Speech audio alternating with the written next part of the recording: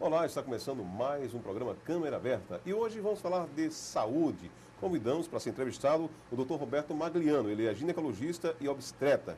Seja bem-vindo, tudo bom, Dr. Roberto? Tudo bem? Como vai, Gilson? Como vai, telespectador? Vamos ficar melhor agora porque vamos saber um pouco mais da saúde da mulher paraibana. Como é que está a saúde dela? Está bem mesmo ou cambaleando, como diz o outro? Gilson, agora há pouco eu estava conversando com a Adriana e um pouco preocupado com o que vem acontecendo, não só com a saúde da mulher paraibana, mas com a saúde do povo paraibano e do povo brasileiro como um todo. Não sei se você sabe, mas aquilo que é investido na saúde da nossa população ainda é muito pouco. Muito pouco. Se nós entendermos que o Brasil já é hoje a sexta maior economia do planeta, suplantando inclusive o Reino Unido, mas nós investimos em saúde muito menos do que países como Chile, como Uruguai, como Cuba, e que têm indicadores de saúde muito melhores do que o nosso. Para que você tenha uma ideia, Gilson, lamentavelmente o Brasil ainda figura como um dos países campeões de mortalidade materna. É triste lhe dizer que no nosso meio, e a Paraíba é uma das campeões deste triste ranking, as mulheres continuam morrendo da mesma forma que morriam há 50 anos atrás. As mulheres no Brasil, as mulheres na Paraíba, elas continuam morrendo por infecção, por hemorragia e por hipertensão durante a gravidez. E esse é um problema que você pode acreditar, se as autoridades quisessem resolver de maneira séria, poderiam impedir cerca de 95% dessas mortes, porque elas são evitáveis. Eu vou lhe dar um exemplo. Pois não. Uma cidadã que começa o seu pré-natal numa cidade do interior da Paraíba. Na sua localidade não existe a mínima infraestrutura para que ela possa fazer o seu pré-natal e o seu parto. E para os prefeitos dessas cidades do interior e para os gestores, é muito mais conveniente, muito mais fácil investir na compra de uma ambulância e mandar ela para um centro maior fazer a consulta do que investir na qualificação de profissionais que pudessem assistir essa mulher na sua cidade. Isso, Gilson, é uma coisa que parece mínima, mas é um fenômeno que você pode ver, por exemplo, na nossa capital, onde 60% dos atendimentos, em qualquer dos grandes hospitais de João Pessoa, são de pacientes que vêm de outros municípios. Só colaborando com o seu comentário, vá de manhã no PAN de Jaguaribe, ver quantas viaturas, inclusive até viaturas, ambulâncias de outros estados que eu cheguei a ver já, infelizmente. É um problema que já se sabe que existe, não é um problema novo, mas parece que a gente fica enxugando o gelo, apontando o problema e as autoridades elas não se sensibilizam. Eu quero lhe dizer, Júlio, que recentemente eu estive conversando com o secretário de Saúde do Estado da Paraíba e senti da parte dele uma boa vontade para resolver esses problemas. Eu quero dizer, inclusive, ao nosso secretário de Saúde, Dr. Valdes, que eu espero contar e ver acontecer aquilo que ele está pretendendo para a saúde do nosso Estado, em particular a saúde da mulher. E nesse ponto, eu, enquanto presidente da Sociedade de Ginecologia e Obstetrícia, me coloco à disposição para tentar ajudar no que for possível na resolução desses problemas, que muitos deles são simples. Fáceis. Nesse contexto, Gilson, eu chamo a atenção para uma coisa que está me preocupando muito e que não diz respeito diretamente à atuação, ao alcance da Sociedade de Ginecologia e Obstetrícia, mas diz respeito à mulher e me preocupa, é o fato de que eu acabei de tomar conhecimento que só no mês de fevereiro 18 mulheres foram assassinadas no nosso estado. Isso é um absurdo, isso é uma vergonha. Nós sabemos que hoje nós temos João Pessoa como a segunda capital mais violenta do nosso país. É triste dizer isso. Eu, como você, nós somos paraibanos, nós somos pessoenses E uma das coisas, um dos motivos de orgulho do paraibano era receber o turista e dizer, olha, aqui você pode andar despreocupado, porque essa é uma cidade que não só recebe bem os seus turistas, mas uma cidade onde as pessoas podem andar despreocupadas na rua. Infelizmente, isso não é mais verdade no nosso estado. O senhor citou aí que o índice de mulheres que não vão ao seu direito à saúde, no passado era por ignorância, hoje não. Elas estão sabendo dos seus direitos, mas infelizmente algumas autoridades não chegam junto, né? Isso. É verdade. O que existe é uma dificuldade de acesso aos bons serviços de saúde. O que existe é que as mulheres, por exemplo, no momento em que elas entram em trabalho de parto, elas não conseguem uma vaga no hospital para ter o seu filho e ficam peregrinando de hospital em hospital. João Pessoa conta hoje com uma grande maternidade que, por sinal, ela está muito bem dirigida pela doutora Ana de Lourdes, que tem feito um trabalho extraordinário, tem recebido apoio, reconheça-se, da Prefeitura de João Pessoa nesse sentido. Mas só tem essa maternidade, só existe em João Pessoa uma maternidade para receber todas as gestantes. A outra maternidade que tinha foi fechada. Eu reconheço que a maternidade de João Pessoa é uma maternidade, a Cândida Vargas é uma maternidade bem equipada, mas a cidade de João Pessoa, a nossa capital, já mereceria, no mínimo, uma outra maternidade para receber com mais tranquilidade essas mulheres. Além da maternidade Cândida Vargas, nós temos uma maternidade estadual, que é a maternidade Frei Damião, e a maternidade do Hospital Edson Ramalho. Contamos também com a maternidade do Hospital Universitário, mas é uma maternidade muito pequena e que, infelizmente, ela não faz uma quantidade de partos necessários para atender a demanda da população. Para aquela maternidade, os casos mais complicados são dirigidos e, como são poucos leitos, eles rapidamente são ocupados e o fato é que hoje em João Pessoa existe uma dificuldade muito grande das mulheres em ter acesso a um bom serviço de saúde e essa, juntamente com a instituição da ambulancioterapia e a desestruturação dos serviços de saúde do Estado, são fatores muito importantes para que as mulheres elas tenham eclâmpsia, que são aquelas convulsões decorrentes de hipertensão da gravidez, e acabem morrendo por isso.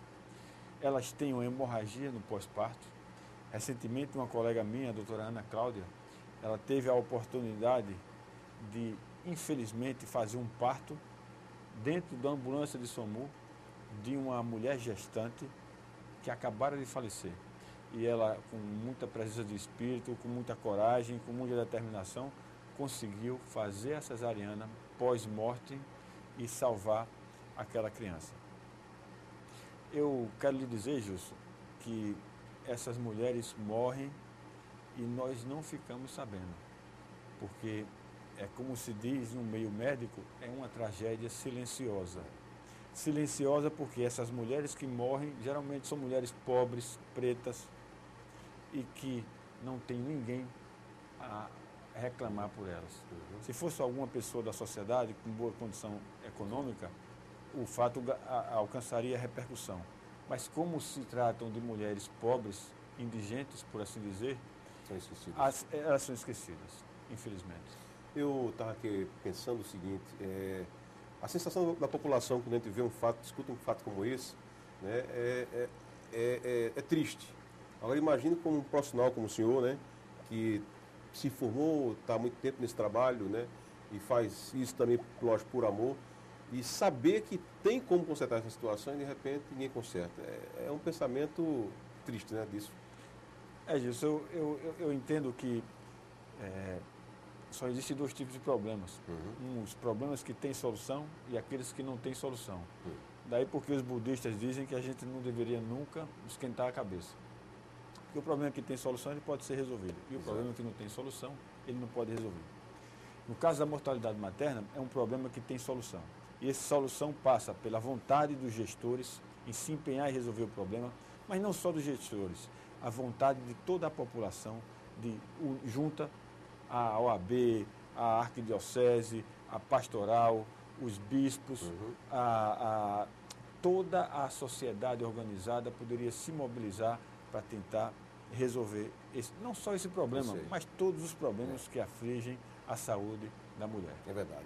E para a mulher ter uma saúde garantida, ela jovem, ou criança, adolescente, ela deve começar a ir ao ginecologista com qual idade? Isso não existe idade para isso. É importante dizer que quando a mulher é muito jovem, ela não tem muitos problemas de saúde. Não é? Mas, de qualquer maneira, é importante que ela comece a ir ao médico, até acompanhando a sua mãe. Ela comece a ir ao ginecologista no período da puberdade, para que ela comece a desmistificar uma série de fatores, para que a sua mãe também perca uma série de preconceitos. É um tabu, né?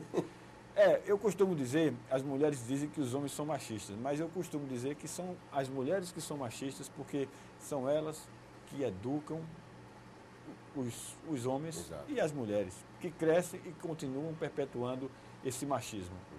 E no que diz respeito à sexualidade, é um problema muito frequente no nosso meio, no Brasil como um todo, a gravidez indesejada, a gravidez na adolescência. E é um problema muito preocupante porque a gravidez na adolescência, a gravidez indesejada, ela só tem dois caminhos. Um é a menina, por medo, por pressão, por vergonha, por intimidação, provocar o aborto. E nessas vezes que ela faz isso, escondido, ela vai procurar um local para fazer esse aborto que não é dotado de uma condição para dar a ela um tratamento seguro. E essas mulheres acabam morrendo no momento em que provocam esses abortos clandestinos. Se ela resolve assumir o seu filho e engravida, ela tem o seu futuro educacional, o seu futuro profissional, no mínimo, comprometido.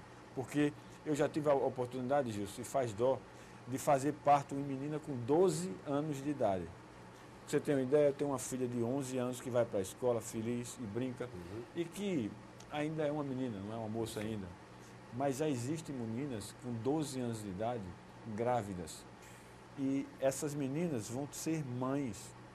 E quem é que vai cuidar daquelas duas meninas daqui a 9 meses? E a cabeça da mãe também, da criança de 12 anos, como mãe, né? Eu digo para as mães, e vou dizer aqui abertamente, não se trata de safadeza, não se trata de sem vergonhice. Né?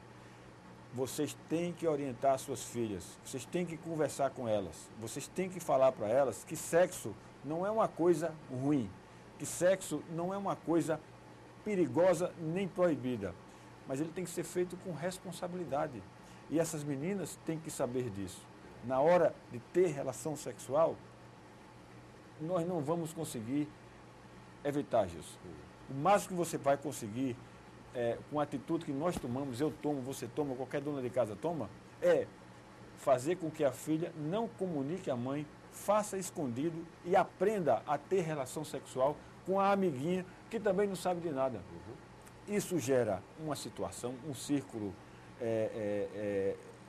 pernicioso que culmina com a gravidez indesejável, que culmina também com as doenças sexualmente transmissíveis e com consequências muito desagradáveis, não só para adolescente, mas para toda a sua família. É verdade. Doutor Roberto Magliano, quais as doenças da mulher que podem ser evitadas com a higienização do dia a dia? Ou ela que faz a limpeza constantemente, e quais doenças devem ser evitadas? Gilson,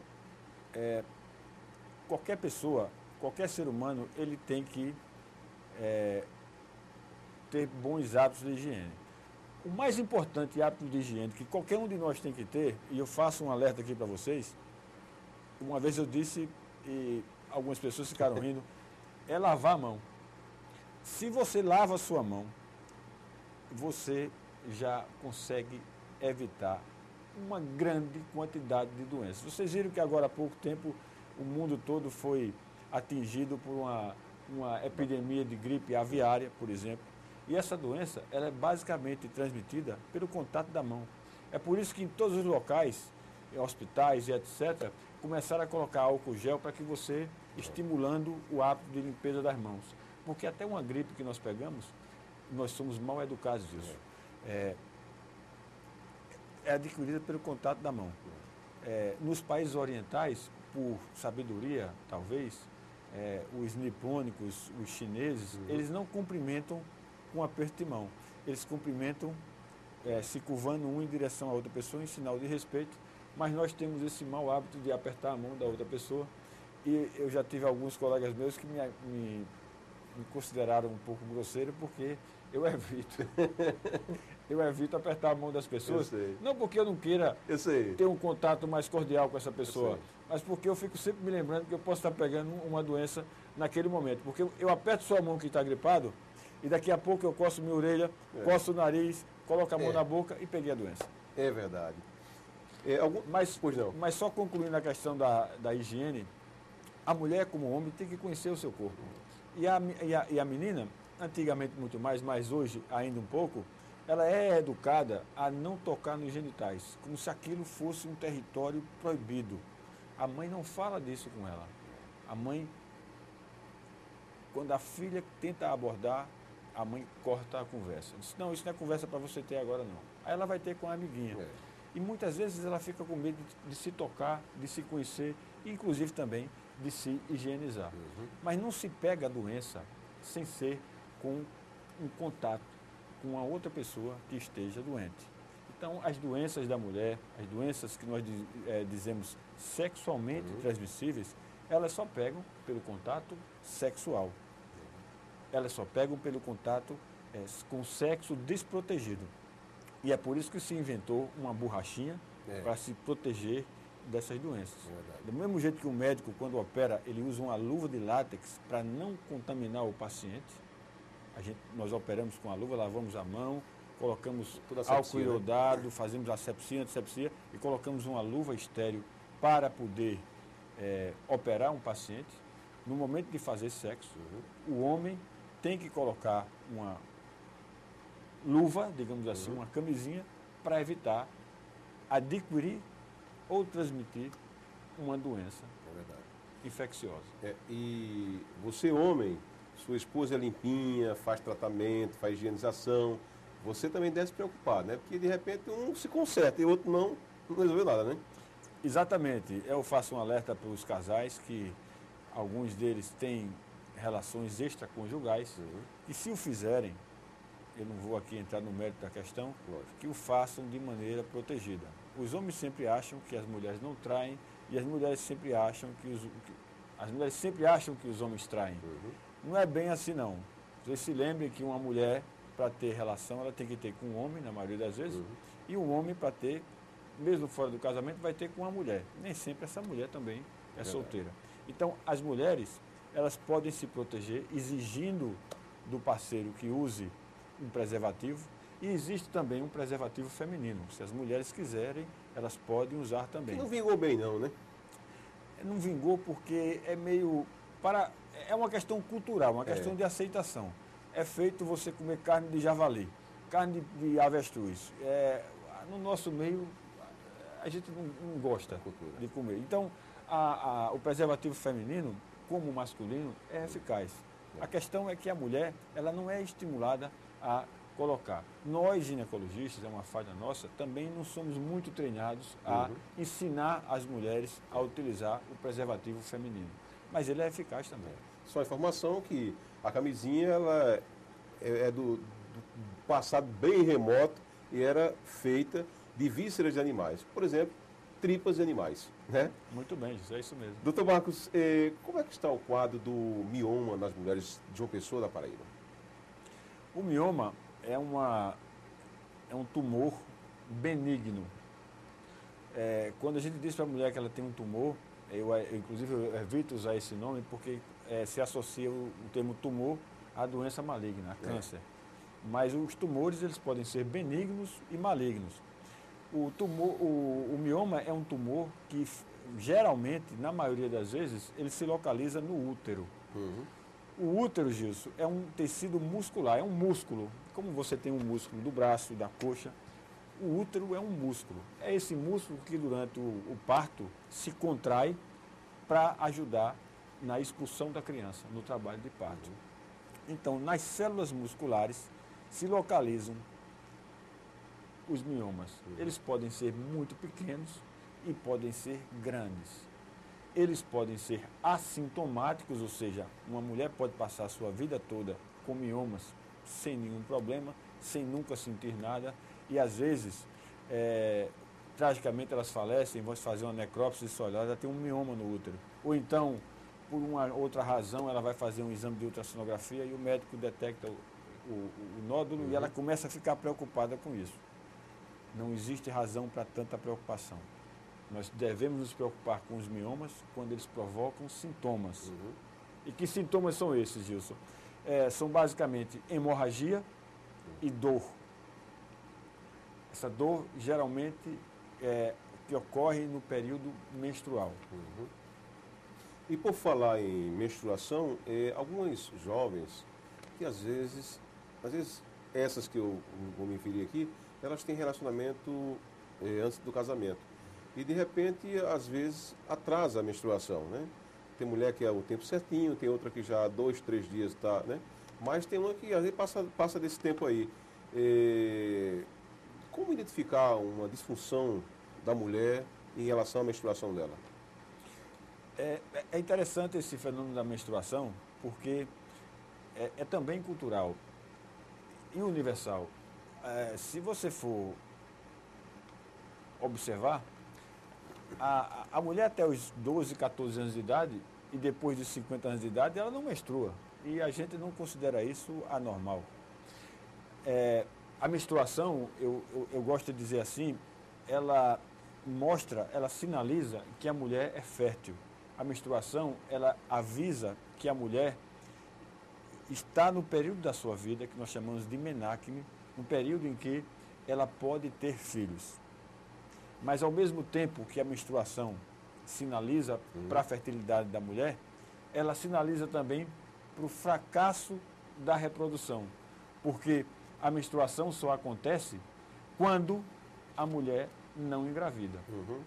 Gilson, até a década de 50, até a década de 60, vocês aqui, que não são assim tão novinhos mais, vocês testemunharam isso, muitas mulheres tinham muitos filhos. Eu cheguei a fazer parte de uma mulher que ela só tinha menstruado uma vez na vida dela.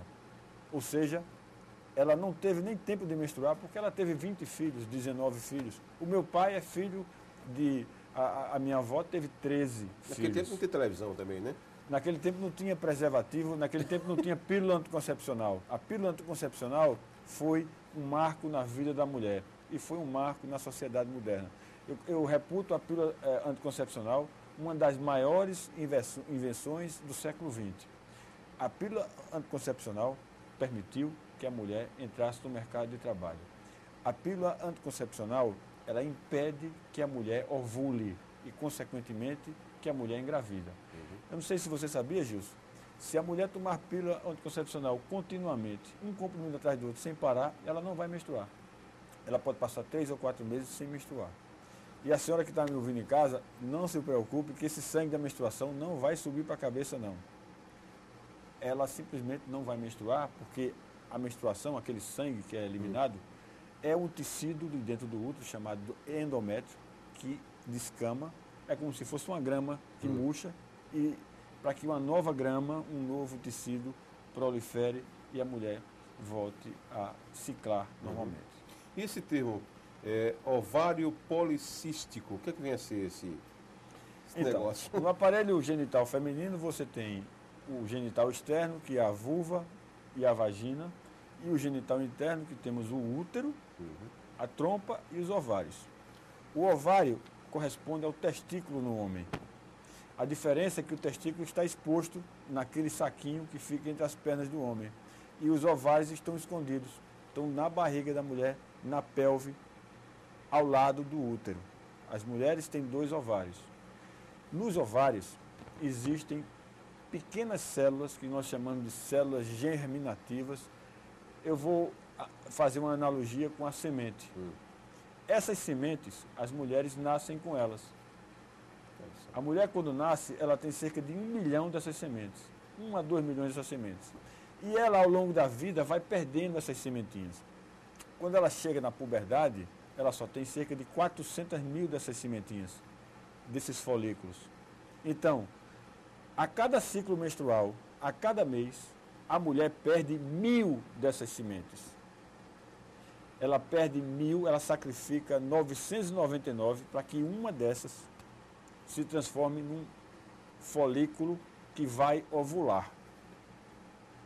Você entendeu, Gilson? Estou entendendo. Então é por isso que, se a mulher tem 400 mil folículos, ela perde cerca de 400 mil, perde 1.000 por mês, ela só vai ovular, ela só vai menstruar, ela só vai ter 400 ciclos em toda a sua vida reprodutiva. Quando, por algum problema hormonal, a mulher não consegue fazer bem feito o seu dever de casa, ou seja, o seu ovário não seleciona de maneira adequada aquele único folículo, ele começa a amadurecer vários folículos de cada vez, então forma como se fossem pequenos cistos dentro do ovário. E isso dá uma imagem de múltiplos pequenos cistos. Na verdade não são cistos, são aqueles folículos que não foram completamente amadurecidos e que não se transformaram no óvulo, que se encontra com o espermatozoide para formar uma nova vida. E a imagem que você vê, o aspecto, é de um policisto, polimicrocisto, como se chama também. Você vê como é a coisa de Deus, né? Que ao extremo está o homem com o esperma, com diversos, aliás, que existem milhões de espermatozoides no homem, né? Quer dizer, é uma coisa interessante. É uma coisa interessante. Eu sei onde você está querendo chegar. A cada ejaculação, o homem ele coloca para fora milhões de espermatozoides. Cerca de um homem normal, cerca de 80, 100, 150 milhões de espermatozoides a cada vez que ele tem um orgasmo. A cada vez que ele ejacula. A mulher, ela só produz um óvulo por mês. E a natureza é bonita porque ela escolhe exatamente o período ovulatório, por volta do meio do ciclo, por volta do 14º dia o ciclo da mulher, o ciclo menstrual da mulher, que começa no primeiro dia da menstruação e termina no último dia antes da próxima menstruação, dura em média 28 dias. Pode ter 30, pode ter 32. Faço um alerta para vocês. Pode ser que a mulher passe um mês sem menstruar. Isso não é para se assustar. É para se acautelar, porque pode ser uma gravidez, mas também pode não ser. Mas, num ciclo normal, por volta do 14º dia, ela vai ovular. Então, ela só produz um óvulo e, imagine vocês isso, mais de 100 milhões de espermatozoides disputam esse óvulo. Eles entram pela vagina, alcançam o útero, vão até a trompa e chegam onde está o óvulo.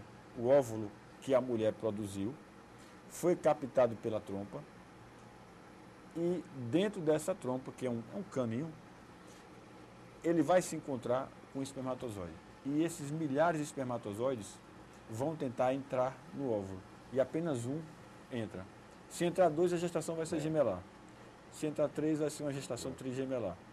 Mas geralmente apenas um óvulo entra, um espermatozoide entra no óvulo, os outros morrem e a mulher fica grávida. É por isso que é bom dizer que nós somos vencedores, né? Olha, eu não sei por que nós somos vencedores. É porque diante de milhares de espermatozoides a gente conseguiu chegar e estamos aqui hoje, né? Sim, é verdade. Sim, doutor Marcos, doutor Roberto, conversando uma certa vez com um colega, ele queria muito que a mulher dele engravidasse. E ele disse que ensinaram para ele porque seria exatamente uma posição no sexo entre ele e ela que iria facilitar. Isso tem alguma coisa a ver ou isso é mito?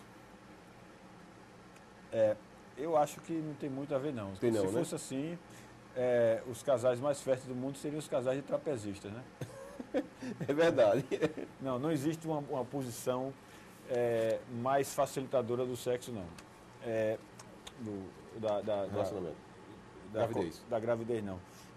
Eu tive uma paciente muito engraçada uma vez que ela me disse, ela perguntou, doutor Roberto, eu quero ter um filho, quero ter muito filho do sexo masculino, o que é que eu devo fazer? Eu disse a ela que existem estudos mostrando que quando o pH da vagina está mais ácido, Exato.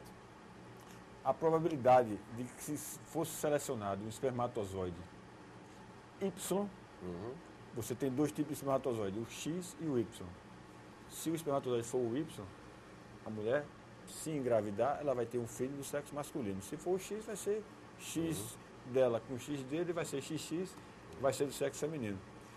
Então, ela voltou no meu consultório no outro mês e disse que danou vinagre na vagina e foi transar com o marido. Meu Deus. Ela disse que foi, só pode ter sido absolutamente desagradável, mas isso é para dizer, Gilson, que não existe muito segredo nisso não.